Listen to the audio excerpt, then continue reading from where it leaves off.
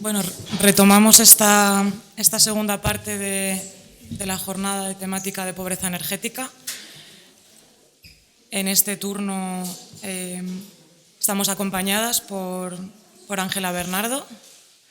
Ángela es subdirectora de la Fundación Cibio, además de formación, ella es licenciada en biotecnología por la Universidad de León, es máster en industria farmacéutica y biotecnología por la Pompeu Fabra, experta en gabinetes de comunicación por la Complutense y doctora en bioderecho por la Universidad del País Vasco.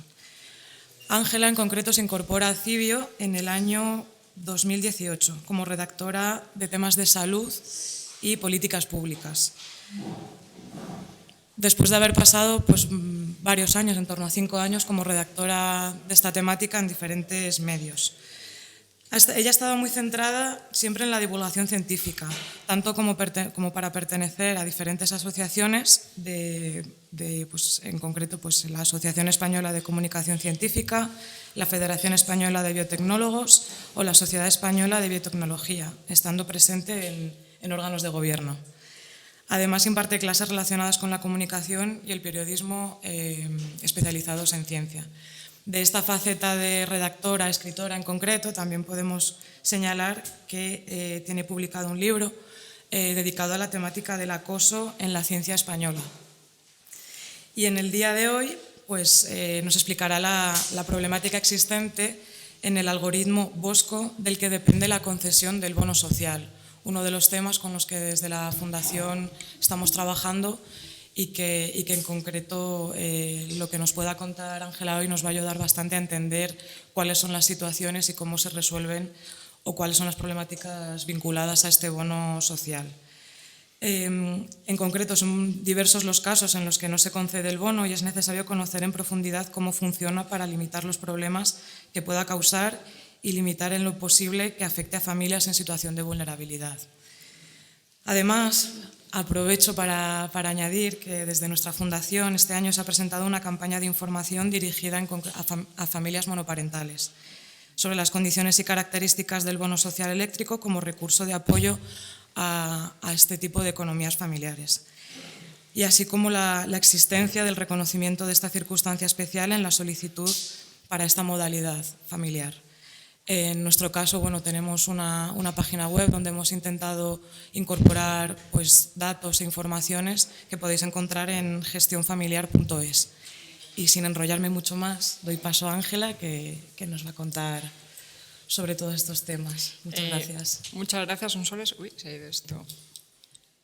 Muchas gracias, Sonsoles, por la presentación. Es un placer estar aquí. Gracias por contar con Cibio para estas jornadas y además, no solo por el trabajo que hacemos y por el trabajo focalizado en el bono social, que ahora os explicaré, sino también porque decir que el 20% del equipo de Cibio, que somos un equipo pequeño, somos 10 personas, así que 2 tenemos raíces leonesas, así que siempre que podemos venir a León nos encanta y la verdad que es un placer acompañaros. Gracias también por vuestro trabajo en la Fundación Isadora Duncan, que es muy importante y lleváis muchos años haciendo un enorme trabajo.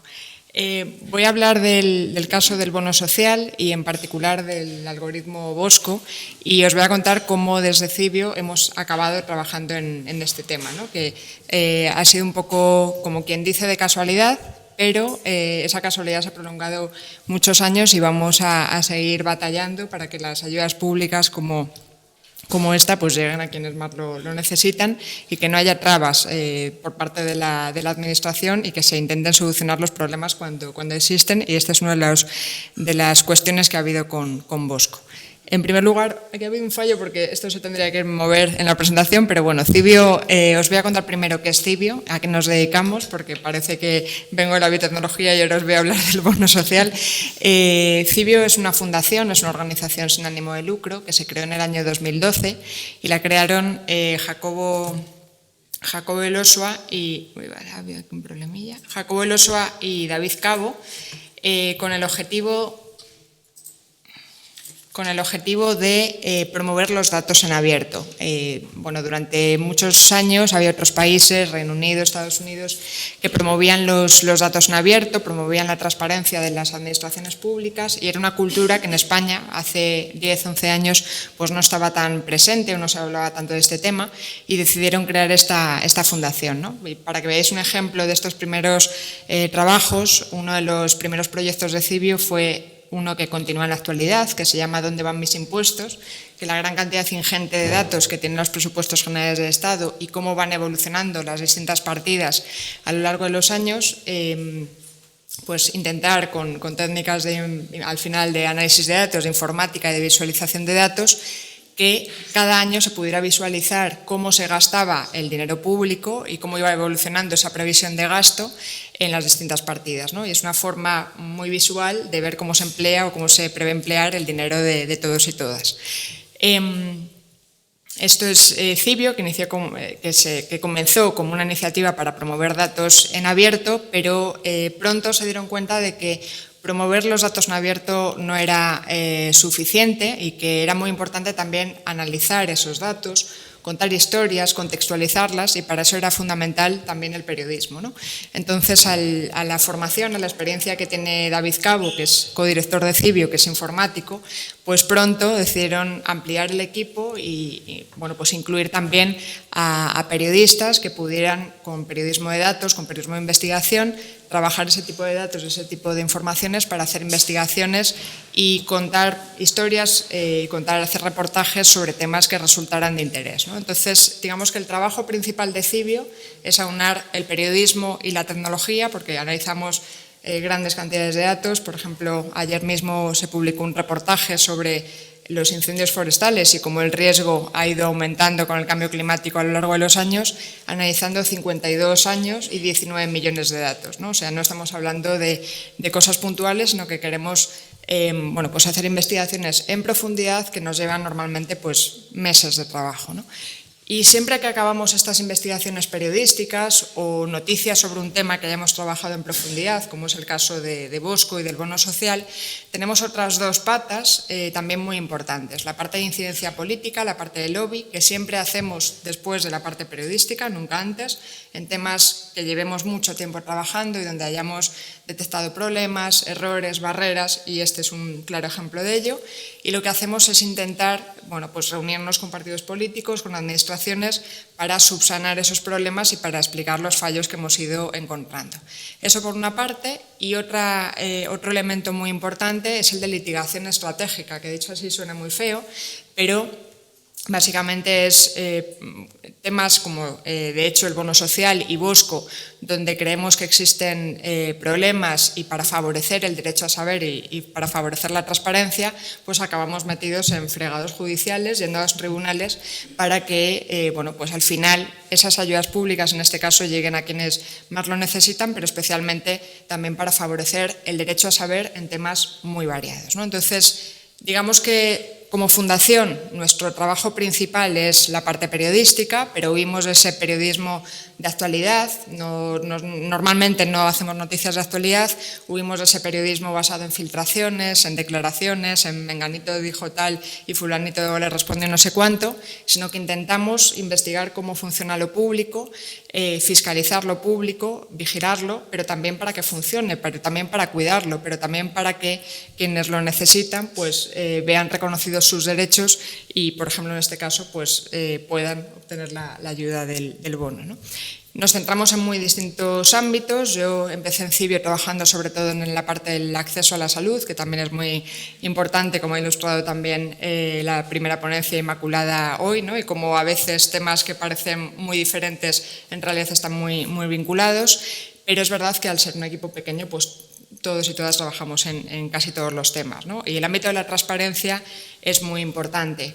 Os decía al principio que en 2012 Cibio se fundó con el objetivo de promover los datos en abierto y un derecho muy importante que es el derecho a saber, ¿no? Y el derecho a saber quizás no se conoce tanto. El derecho a saber es un derecho que también se establece en la Constitución española, y es que las administraciones públicas, bien por publicidad activa, es decir, bien con una labor proactiva de publicación de informaciones de su labor, bien vía transparencia, es decir, cualquier ciudadano y ciudadana podemos ejercitar nuestro derecho a saber o técnicamente derecho de acceso a la información pública, podemos pedirle a las administraciones públicas datos, informes que tengan, ¿no? Y que bueno, con ello pues podamos, por ejemplo, un ciudadano particular saber en qué situación se encuentra una determinada política, o a nivel periodístico, pues normalmente en los medios de comunicación también se usa mucho para realizar determinadas noticias, para contrastar informaciones, ¿no? Y el derecho a saber, veréis que ha sido muy importante y sigue siendo muy relevante en el tema de Bosco. Es decir, vamos más allá del periodismo tradicional, no nos olvidamos de las técnicas periodísticas, al final investigamos, contrastamos la información,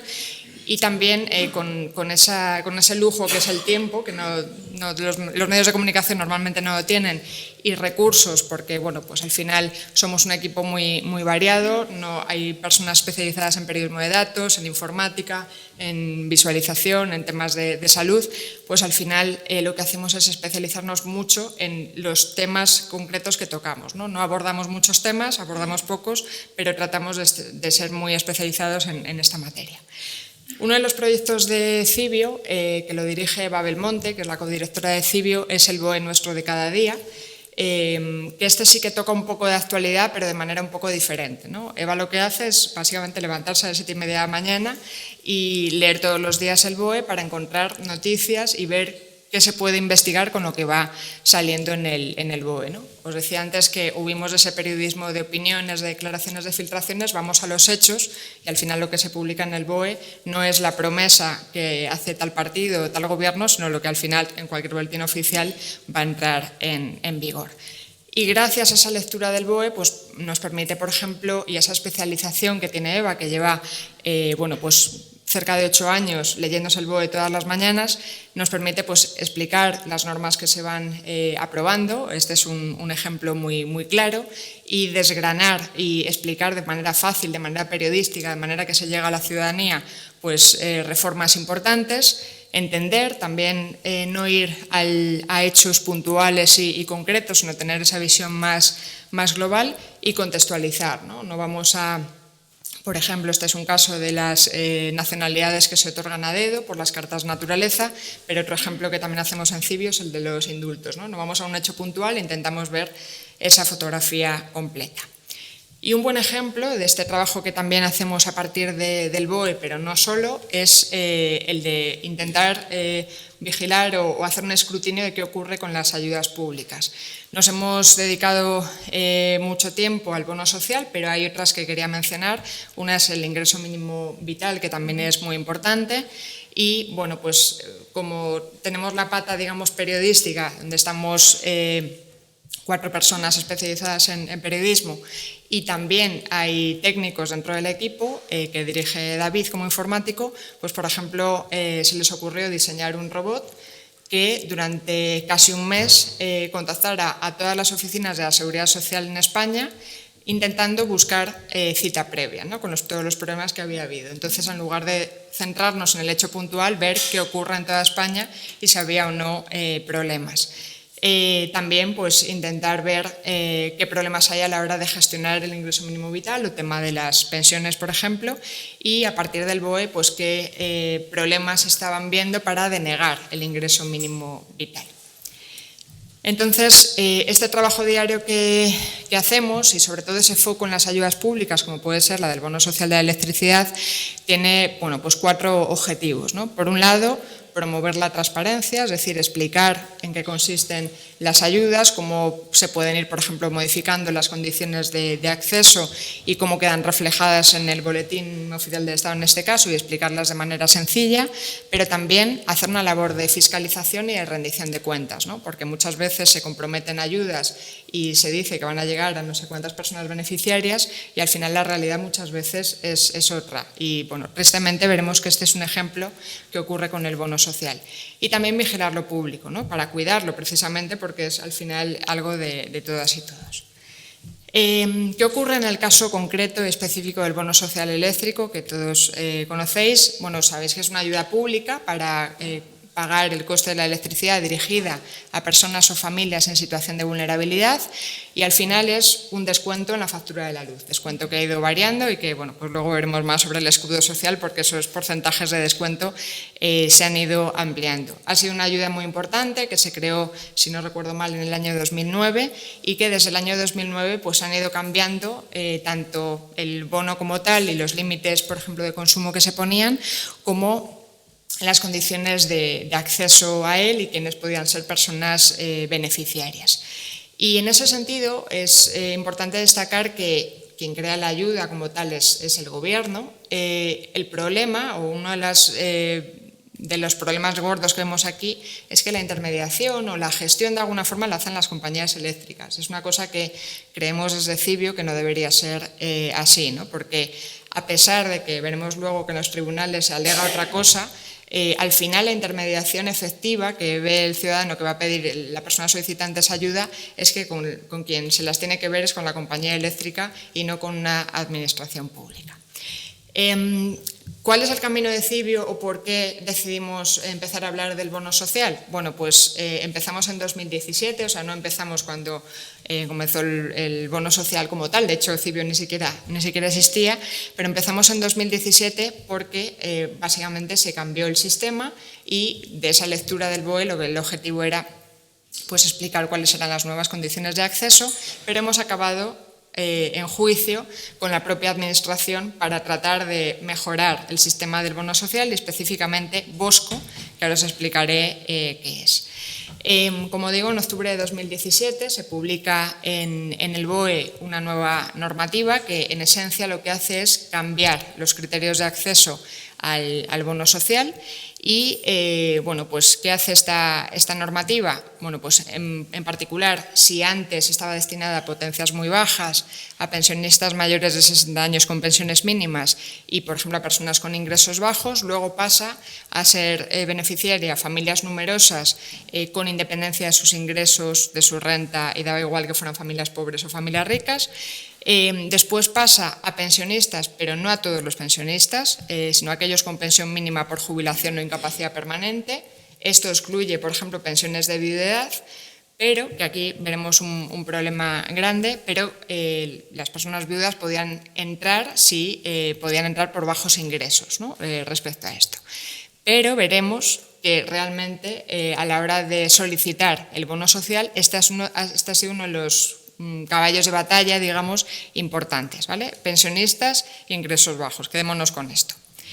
Entonces, en esencia, hoy en día, el bono social lo pueden pedir personas o familias con bajos ingresos, pensionistas, repito, que no siempre tienen derecho, por ejemplo, viudas, y familias numerosas sin importar la renta. Y otro cambio importante que ocurrió en 2017, que de hecho lo comentaba Inmaculada también en su presentación, es que el nuevo sistema marca esos límites al consumo, es decir, que el descuento sobre la factura de la luz no se hace sobre todo lo que se abona en la factura, sino hasta cierto consumo, ¿no? Y esto pues también de alguna forma supone un recorte en realidad en lo que es la ayuda pública. Claro, esta entrada en vigor en el BOE se produce en octubre de 2017 y el cambio al nuevo sistema no es inmediato, se dan unos meses para que las personas que percibían el antiguo bono se pasen al nuevo sistema. Y lo que ocurre es que, por un lado, la complejidad del propio lenguaje administrativo, la falta de información de las administraciones, lo que hace es deja a mucha gente fuera, ¿no? Se establece una serie de prórrogas para intentar repescar, digamos, a las personas que estaban en el modelo antiguo para que se pasen al nuevo, pero en junio de 2018, pues, informamos de que casi 2 millones de hogares iban a perder el bono social en octubre si no se acogían al nuevo modelo. Estaba habiendo problemas claros de implementación y de incorporación de esas personas a la nueva ayuda. De hecho, con datos de enero de 2019 de la CNMC, de potenciales beneficiarios había 5,5 millones de personas. La estimación del Gobierno, en este caso el Partido Popular, en 2018 había sido que el 45% iba a solicitar el bono, o sea, 2,5 millones aproximadamente, y las personas que lo recibían era algo más de 1 millón. Es decir, se estaba dejando mucha gente fuera. Es verdad que los potenciales beneficiarios incluían, por ejemplo, familias numerosas sin importar renta, y podía ser posible que familias con altos ingresos no solicitaran esta ayuda y, por tanto, pues no fueran beneficiarias y demás, pero es verdad que probablemente de quienes sí tenían una situación de vulnerabilidad real, pues no estuvieran percibiendo esa ayuda, ¿no? ¿Qué estaba ocurriendo? ¿Qué estaba pasando? Bueno, os he comentado antes que esta ayuda la crea el gobierno, pero la intermediación, digamos como la gestión efectiva, viene por parte de la empresa eléctrica, viene por parte del sector privado. ¿Significa esto que se consulten todos los datos o demás? No, lo que ocurre es que, digamos, en el proceso intermedio está Bosco, que es, digamos, el gran melón, ¿no? ¿Y Bosco qué es? Bosco es un algoritmo que es el que decide de forma automatizada quién es beneficiario o no del bono social. Ahora se está hablando mucho de inteligencia artificial, de aprendizaje automático, pero Bosco en realidad es una cosa muy sencilla. Hablando con informáticos, y David lo explica muy bien en ese sentido, es un algoritmo que se llama de árbol de decisión, que simplemente es preguntas y respuestas. ¿Tiene usted ingresos muy altos y es familia numerosa? No debería importar, porque en la ley dice familia numerosa, entra, no importa renta. ¿Tiene usted bajos ingresos y cumple estas condiciones? Sí tiene derecho, no tiene derecho. O sea, en realidad es, aunque suene muy técnico y muy informático, es algo bastante sencillo a nivel informático, ¿no? O debería serlo, en principio. Esto estamos hablando de qué ocurre en la teoría. Entonces, lo que ocurre es que las eléctricas al final consultan lo que le sale a Bosco, ¿no? Ese si tiene derecho o no tiene derecho, y son las que bueno, pues se hace ese descuento o no en la factura de la luz. Esto era 2018 y, claro, en Cibio, al empezar a indagar sobre este tema, vimos que había claros problemas de falta de información, de que era un proceso muy complejo a nivel administrativo y para muchas personas que además a veces no tienen recursos para solicitarlo, y entonces lo que hicimos fue ponernos colaborar con la CNMC, con la Comisión Nacional de Mercados y la Competencia, para realizar nuestra propia aplicación. De alguna forma era un Bosco informal donde las personas podían meter sus datos sin que quedaran registrados ni nada y ver si tenían o no derecho. Para ello, pues la experiencia que tenemos de leer el BOE a diario EVA y quienes colaboramos con ella, y por otro lado con juristas de la CNMC, pues intentar que lo que dice la norma se trasladara a esa aplicación, ¿no? De alguna forma esto es lo que en teoría tendría que hacer Bosco también, ¿no? Que es el algoritmo que se ha desarrollado por parte de la administración pública. Y este Bosco informal que hicimos, esta aplicación de Cibio y de la CNMC, pues gracias a entidades sociales, gracias a ayuntamientos, gracias a organizaciones de consumidores que podían directamente implantar esta aplicación en su página web, pues llegó a muchas personas, ¿no? Muchas personas que querían saber básicamente si tenían o no derecho y si podían tener ese descuento en la factura de la luz. ¿Qué ocurrió? Que la aplicación se puso en marcha en 2018 y que en septiembre de 2018 empezamos a recibir muchísimas llamadas en la oficina, muchísimos correos electrónicos, cartas en papel, personas que iban a la oficina de Cibio con su documentación como tal, pensionistas, por ejemplo, a decir, no sé si tengo derecho o no, y les ayudábamos con la aplicación a saber si podían ser beneficiarias o no del bono, ¿no? Y entonces nos dimos cuenta que había una parte de las personas que estaban consultando que o bien habían utilizado la aplicación o la conocían en ese momento, que les habían negado la ayuda cuando la habían pedido y, sin embargo, según nuestra aplicación, tenían que ser beneficiarias, ¿no? Tenían que tener derecho. Claro, aquí había un problema de si Bosco, el Bosco formal, el Bosco de la administración, te está denegando la ayuda, pero sabemos que en nuestra aplicación supuestamente en teoría deberías tener derecho, algo está pasando, algo está fallando, ¿no? Y la primera pregunta fue, ¿no funciona Bosco? ¿Qué está ocurriendo aquí, ¿no?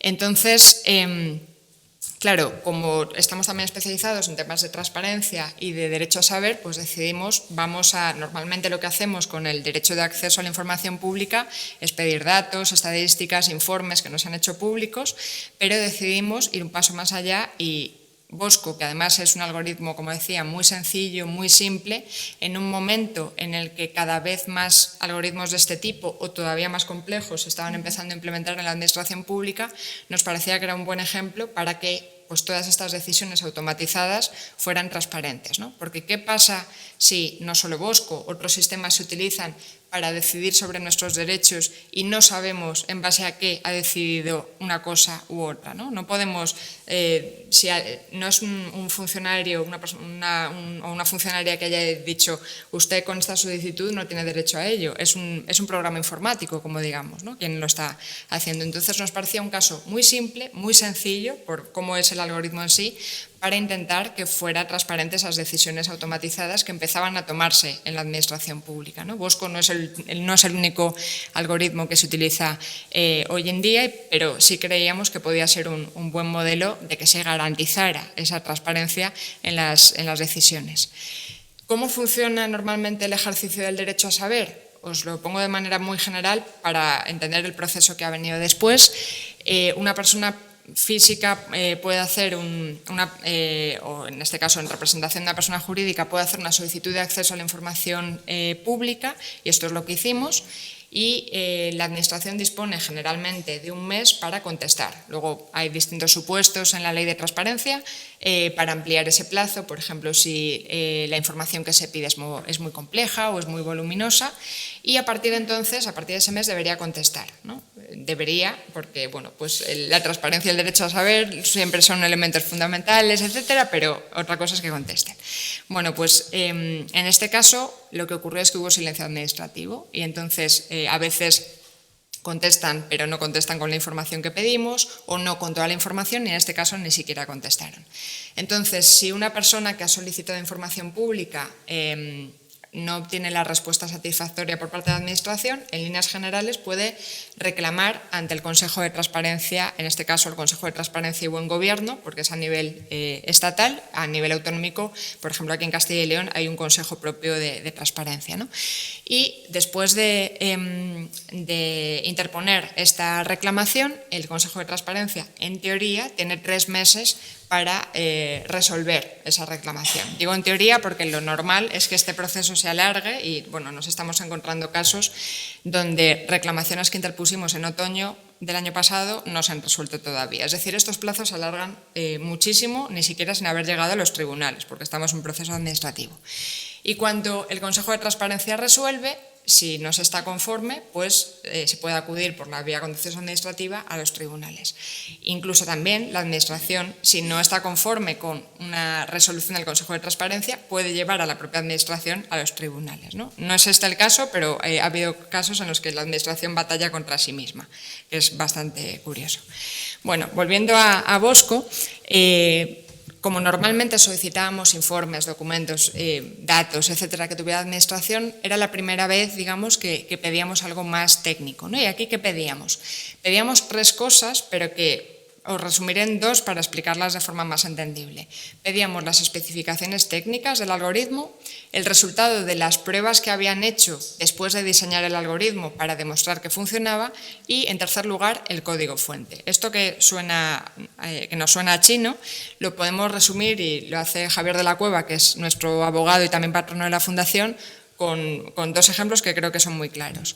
Por un lado, las especificaciones técnicas y las pruebas de uso se puede decir que es como el plano de una casa, ¿no? Tú ves el plano de una casa y sabes más o menos pues, qué distribución va a tener. Pero para conocer la casa en sí, tú tienes que entrar en esa vivienda, ¿vale? Entonces, una cosa es el plano que diseña el arquitecto y otra cosa como es la vivienda realmente. Te da una idea, pero no sabes el detalle exacto. Entonces, digamos que las 2 primeras cosas que solicitamos, especificaciones técnicas y pruebas, es el plano. El código fuente es la vivienda en sí, nos da el detalle de cómo está hecho ese algoritmo. Como decía antes, el Ministerio, pues hubo silencio administrativo, reclamamos ante el Consejo de Transparencia y Buen Gobierno, y el Consejo de Transparencia estimó nuestra reclamación, pero parcialmente. ¿Qué significa esto? Que nos dijeron, tenéis razón, tenéis que tener acceso a las especificaciones técnicas y al resultado de los test, a ese análisis funcional que se ha hecho sobre el algoritmo, es decir, funciona Bosco o no, pero al código fuente no tenéis derecho a acceso. Es decir, nos concedieron acceso al plano, pero no a la vivienda. Bien. Y entonces, claro, contentos por el plano, descontentos por la vivienda, claramente. ¿Qué excusas? Claro, la Administración, el Ministerio no os había contestado durante el proceso de solicitud, pero durante el proceso de reclamación pueden alegar por qué no quieren darnos acceso, ¿no? Y las excusas que daban desde la Administración, desde el Ministerio, eran, por un lado, que era necesario asegurar la protección de las personas afectadas y sus datos personales. Esto, y bueno, pues David como informático nos lo explica, en cualquier algoritmo que se haga de este tipo no debería haber datos personales y digamos que el algoritmo llama a otra base de datos que es donde sí pueden estar datos personales, pero Bosco no debería tener datos personales y el código fuente no debería haber ningún dato personal, ¿no? Y esto siempre nos cuenta que es algo de primero de carrera, o sea que es una cosa muy básica de informática.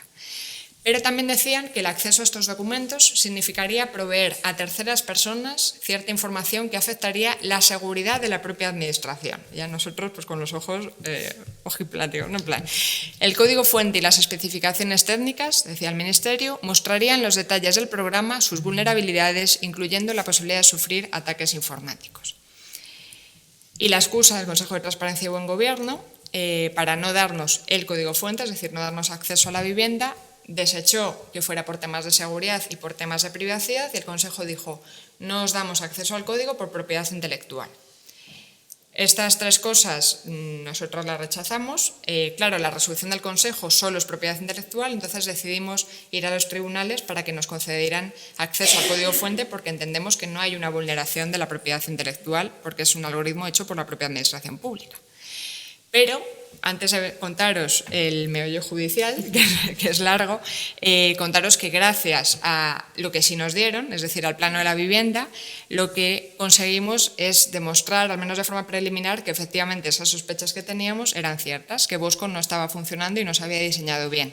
¿Por qué? Porque personas que fueran viudas que tuvieran la pensión de viudedad e ingresos bajos, se hacían la solicitud y marcaban la casilla de pensionista, porque lo son, no obtenían la ayuda, aunque sí tuvieran derecho por renta.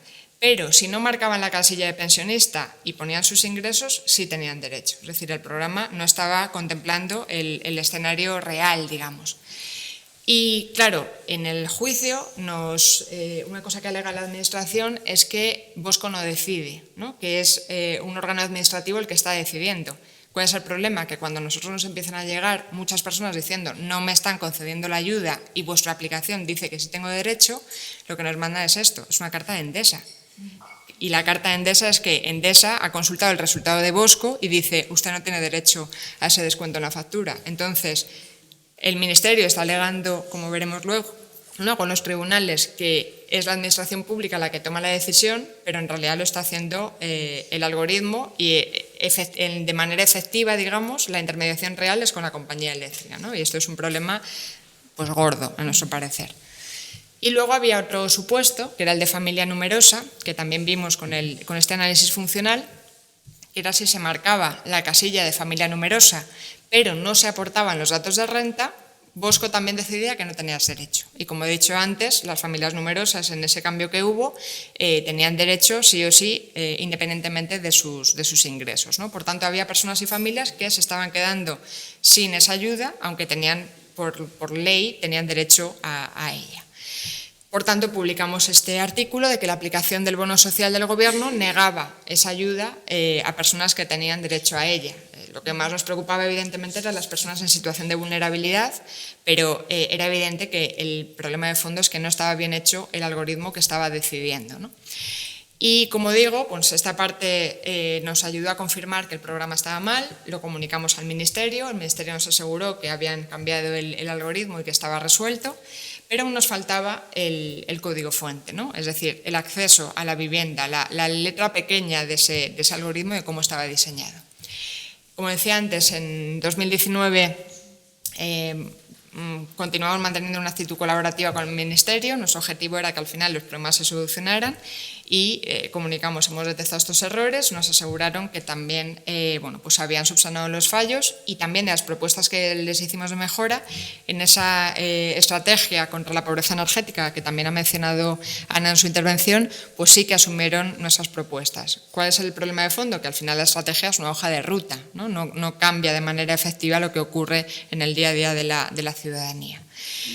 Pero mantenemos esa colaboración, pero seguimos peleando, porque creemos que es importante acceder al código fuente y ver si hay más problemas, ver si hay más detalles. Tú con el plano puedes ver errores que haya en esa vivienda, pero si no ves la casa por dentro, no sabes si puede haber otras cosas que se estén escapando, ¿no?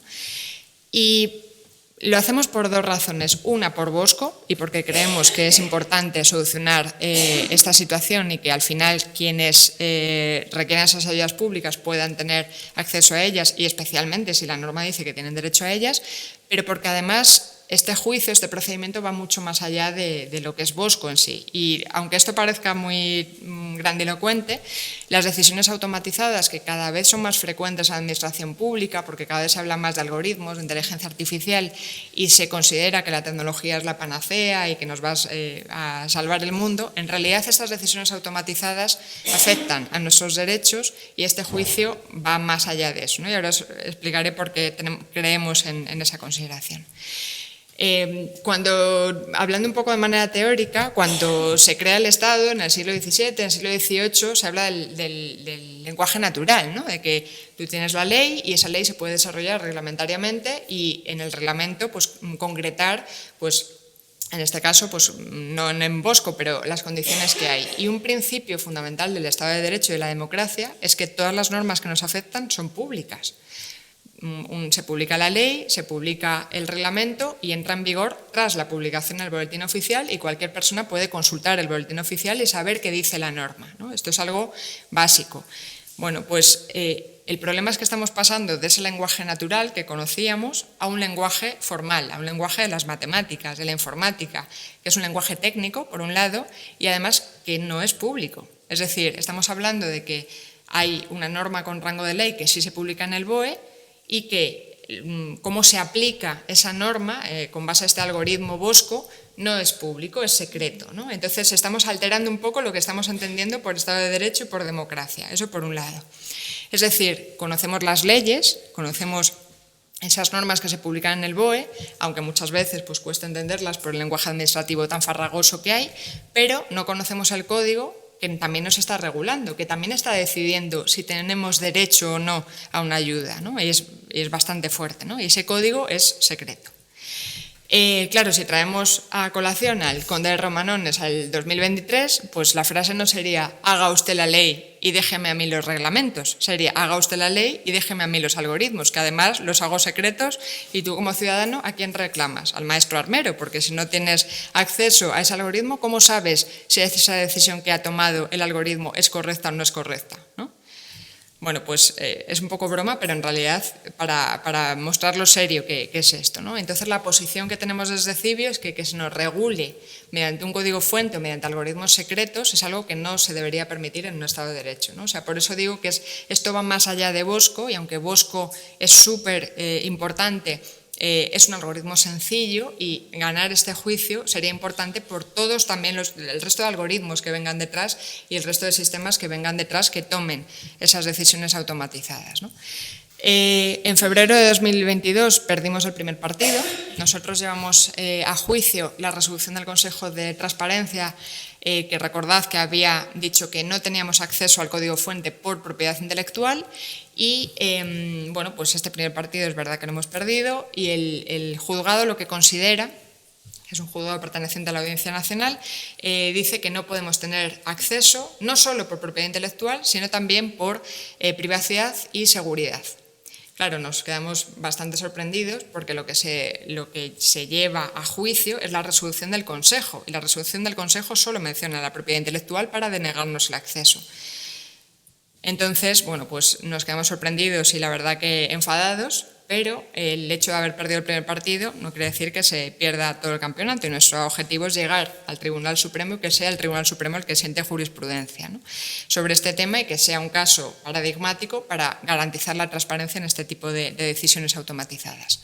Por tanto, presentamos recurso de apelación ante la Sala de lo Contencioso de la Audiencia Nacional, es decir, es como el segundo nivel, para defender ese derecho de acceso y quiero mostraros un poco las incoherencias que durante este camino y durante este también proceso judicial hemos visto por parte de la Administración, por un lado, y también, en este caso, de la sentencia del Juzgado de lo Contencioso Administrativo que no compartimos.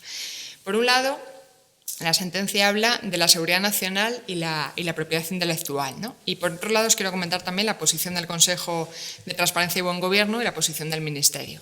Se habla de la seguridad nacional diciendo que, claro, si tenemos derecho de acceso a este código fuente de Bosco, pues podría quedar expuestos otros datos sensibles de la ciudadanía. Es como decir que por tener acceso al código fuente de Bosco, pues vamos a conocer el algoritmo de la agencia tributaria. No estamos pidiendo el código fuente del algoritmo de la agencia tributaria porque evidentemente no nos lo van a dar y demás, ¿no? Pero lo lógico, si el programa está bien hecho, es que no se pueda acceder a otras cosas de la administración ni se pueda hackear.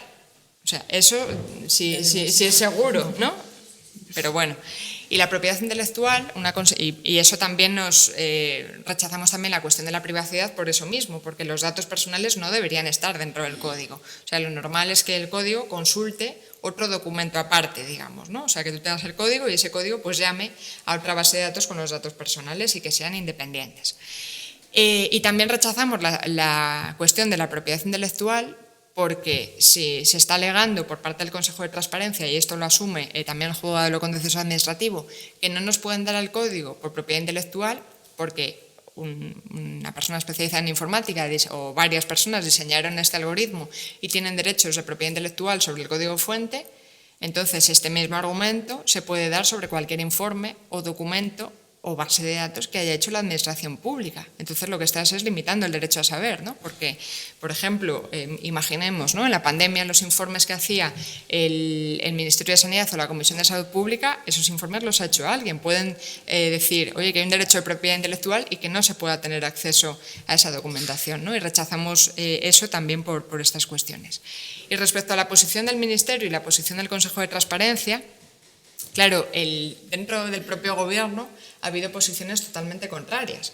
En este caso, el Ministerio de Transición Ecológica, que es de quien depende Bosco, se niega a darnos el código fuente de Bosco, de esta aplicación del bono social, y sin embargo, otros ministerios, en este caso el de Asuntos Económicos, a través de la Secretaría de Estado de Digitalización e Inteligencia Artificial, libera el código fuente de Radar COVID. No sé si os acordáis de aquella aplicación donde se iban a rastrear los contagios y demás. Entonces, nuestra posición es, vamos a ver, si se libera el código fuente de Radar COVID, no se exponen los datos sanitarios de las personas que haya rastreado, ¿no? Por lógica. Bueno, pues esa misma argumentación debería utilizarse para liberar el código fuente de Bosco. Y la posición, en este caso de la Secretaría de Estado de Digitalización e Inteligencia Artificial, es que el liberar el código fuente de Radar COVID era un ejercicio de transparencia y era un ejercicio para incluso mejorar la propia aplicación. O sea, quiero decir que estaba totalmente en línea con lo que nosotros planteábamos.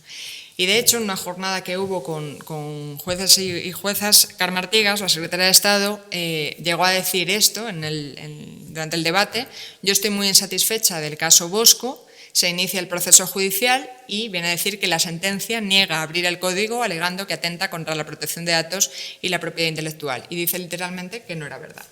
Es decir, dentro del propio Gobierno se están dando este tipo de posiciones, ¿no?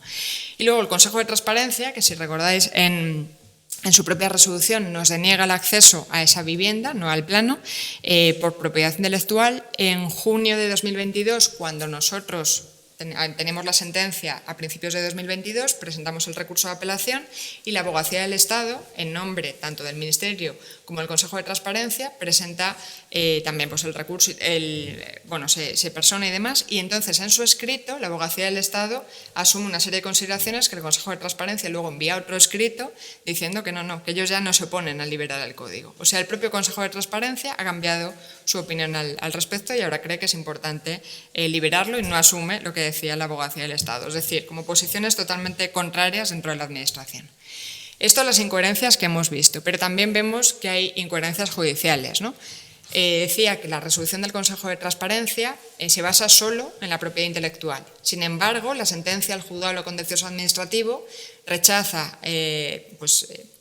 estimar la demanda que habíamos planteado.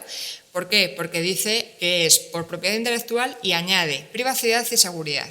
Y claro, lo que nosotros decimos en el recurso de apelación es no me puede cambiar las reglas del partido cuando ya ha comenzado.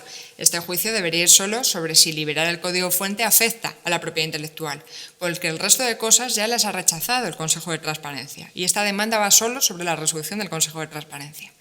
Y por otro lado, por una cosa que es el control jurisdiccional de los actos de la administración, porque suena muy feo, pero básicamente los jueces controlan los actos de la administración. Si no se tiene acceso al código fuente, los jueces van a poder controlar cómo actúa la administración a través de Bosco, esas decisiones automáticas, porque también está tapado para ellos, también está capado, ¿no?, de alguna forma.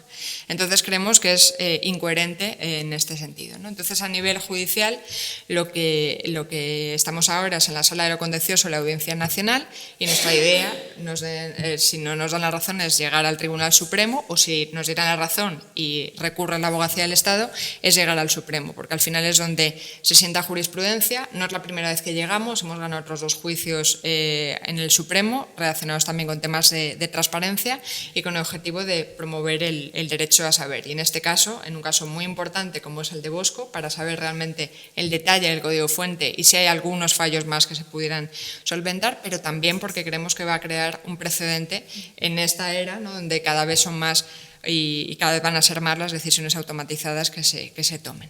Por tanto, me quedo aquí en esta parte de continuará. En la parte de litigación y en la parte de incidencia, comentaros muy brevemente que como también tenemos esta pata y hemos trabajado mucho tiempo ya con el tema del bono social y con otras temáticas, pero también con transparencia algorítmica o transparencia de los algoritmos, siempre hacemos, cuando hay elecciones, propuestas a los partidos políticos, que se envían a todos los partidos políticos con temas, los pocos temas que trabajamos, pero que trabajamos en profundidad, entendemos siempre que hay problemas o cuestiones que se podrían mejorar, ¿no? Y entre estas cuestiones está la mejora y simplificación de la ayuda al bono social y la transparencia algorítmica. ¿Y qué pedimos? Pues por lanzaros algunas cuestiones que hemos presentado para que las incluyeran los programas electorales con distinto éxito, pues del bono social, por ejemplo, simplificar la normativa, aumentar los canales de comunicación y de difusión.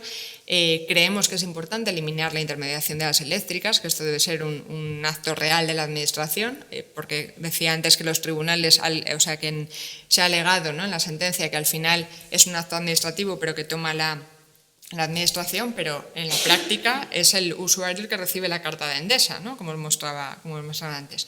Y luego que durante ese proceso de tramitación de la ayuda pues se aclaren los problemas o las exclusiones o las dudas que haya por parte de las personas que quieren solicitar la ayuda, establecer un sistema más eficiente para reclamar, no pedir documentos que obran en poder de la administración, que esto es un derecho básico y que se sigue repitiendo no solo con el bono social.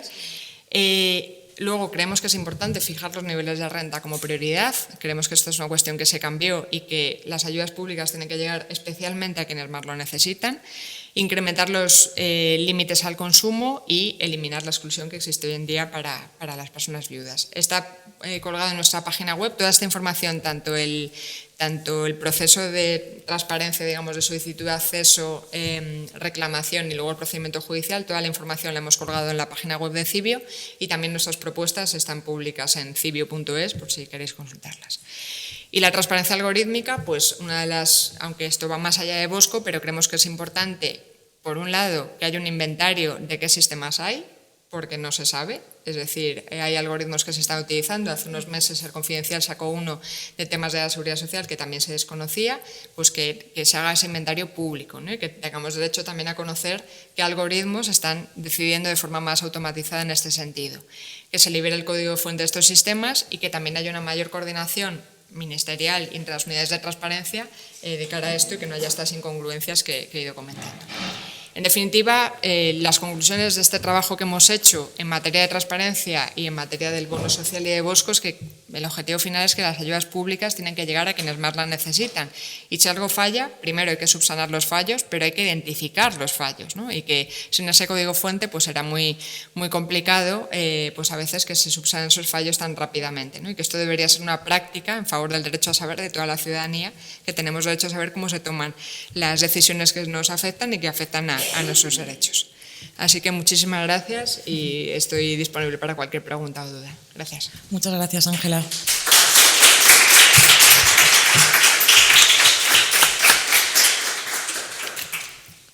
¿Tenemos alguna duda, alguna intervención, algo que nos pueda resolver? Aunque la intervención ha sido bastante esclarecedora, sobre todo para las personas con las que estamos con el bono social entre manos. Yo creo que nos acabas de abrir una ventana bastante importante, así que doy paso a María. Ay, no sé si te pasan micro para que te puedan oír.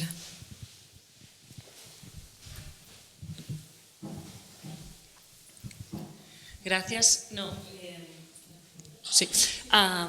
No, o sea, felicidades por el trabajo. Nosotros ya lo conocíamos, yo no lo había escuchado así en primera persona. Me parece brutal. Me ha quedado, o sea, yo entiendo que los problemas que explicabas con los pensiones y tal, esto en principio lo han arreglado. Supuestamente sí, lo que no sabemos es si puede haber algún otro tipo de problema y que también por defecto creemos que debería ser público, o sea, aunque no haya errores, porque se podría mejorar las aplicaciones que se utilicen, por ejemplo, ¿no? O sea, en informática, David y Javier, que son unos entusiastas del código abierto, una de las razones del código abierto es que toda la comunidad puede participar y al final, pues si se toman cosas particulares o individualizadas, es menos efectivo que en comunidad, ¿no? De, oye, se puede implementar esto, se puede mejorar esto, se puede subsanar esto otro. O sea que... Y entonces, yo tenía una pregunta cuando ponías, ¿no?, las demandas que habéis hecho para el 23 de julio, para las elecciones generales. Claro, nosotros una de las demandas que ahora explicaremos no es automatizar el acceso al bono social, precisamente porque hay muchísima gente que tiene derecho y que por todos los problemas de burocracia, etcétera, etcétera, no está pudiendo acceder, ¿no? Y pensaba, ¿vosotros os habéis planteado...? Automatizado como tal no, pero es verdad que sería una simplificación, por ejemplo, lo de la documentación que ya obra en poder de la Administración, consideramos que debería resolverse, o sea, que no solo el bono social, sino muchas otras ayudas, ¿no? Que a veces pues es tan complejo el proceso y te piden tantos papeles que en realidad ya tiene la Administración que dificultan mucho el acceso a estas ayudas. Vale, muchas gracias.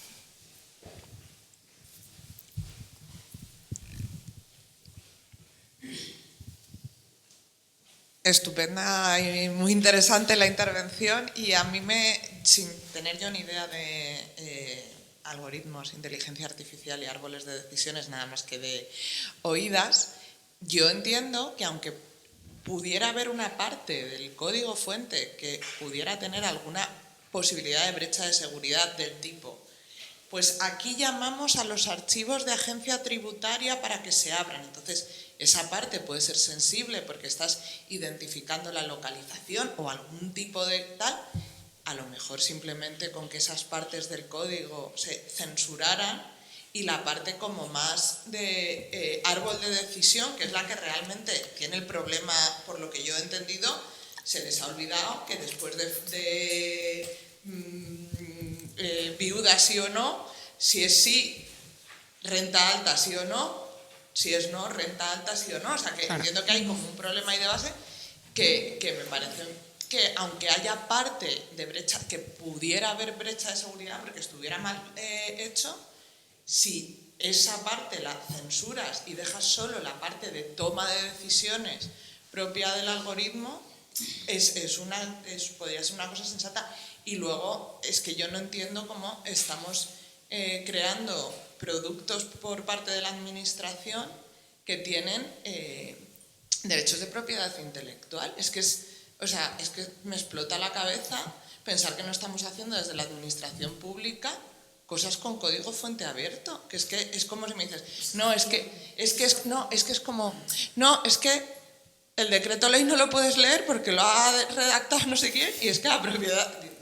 O sea, no me podía imaginar que eso pudiera generar, así que nada, me has abierto un campo estupendo. Pues de lo que comentas, hay varias cosas. La ley de transparencia establece por defecto el derecho de acceso, o sea, todos tenemos derecho de acceso, salvo que se cause un perjuicio para determinadas cuestiones que están establecidas por la ley, ¿no? Una cosa es la propiedad intelectual, el secreto profesional, la seguridad nacional, es verdad que eso lo plantea la ley, pero hay que demostrar que ese perjuicio existe, no simplemente que alegue la Administración, no te lo doy por esto y por esto, ¿no? Tiene que razonar, y lo ha establecido así también el Supremo, por qué lo hace. Y en el caso incluso la ley prevé que a veces donde se pueda causar ese perjuicio de determinadas cuestiones se puede conceder el acceso parcial, eso es cierto y lo contempla la ley perfectamente, ¿no? Unas cuestiones que nosotros defendemos en este recurso de apelación es que, claro, hay que interpretar la ley y tal como cuál era la intención del legislador también, ¿no? Y en ese sentido, el límite de propiedad intelectual está incluido junto al secreto profesional. Entonces, lo que entendemos y defendemos en el recurso de apelación es que es un derecho personal, es el derecho de una persona, ¿no? Y no es de la administración somos todos, en realidad, ¿no? Entonces, es una cuestión básica.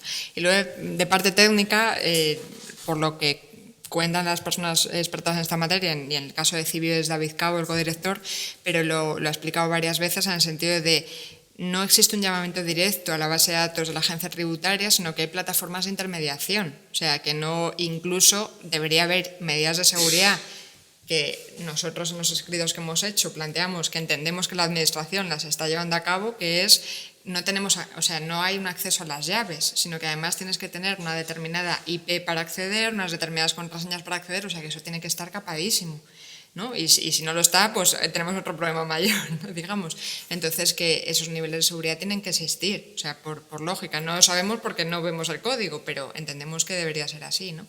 Pero que no, bueno, pues que esa parte de la seguridad, entendemos que formalmente no se debería plantear esta cuestión, porque la resolución del Consejo de Transparencia solo alude a la propiedad intelectual, pero aparte creemos que no tiene ningún sentido. Pero bueno, pues en el juzgado contencioso administrativo pues hubo un informe dentro de la prueba que se practicó, hubo un informe del Centro Criptológico Nacional, también fue un subdirector de un ministerio y aquello era, bueno, que nos íbamos a hackear toda la administración, ¿no? Y en realidad luego lees el informe que plantean y las respuestas a las preguntas que se plantearon y es un informe sobre las aplicaciones informáticas en general, ¿no? Ni siquiera sobre OSCO, o sea que es como, bueno. Entonces, ojalá bueno, pues seguir en este camino y ojalá este primer partido que hemos perdido pues no sea como que al final ya haya una victoria final y podamos sentar un precedente en este sentido, porque creemos que es importante. Sobre todo porque, como decía, Bosco es un algoritmo muy sencillo y bueno, pues en el futuro, ahora que se habla tanto de ChatGPT y de aprendizaje automático y tal, es que van a venir sistemas mucho más complicados, ¿no? Y que no se pueden decir, no, es que esto técnicamente, pero es que este es un sistema tan simple que sería muy importante crear este precedente a favor de la transparencia.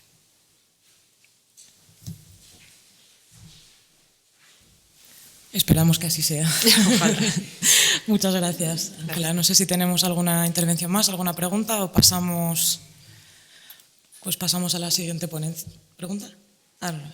Pasamos a la siguiente ponencia. Sí. Muchísimas gracias, Ángela.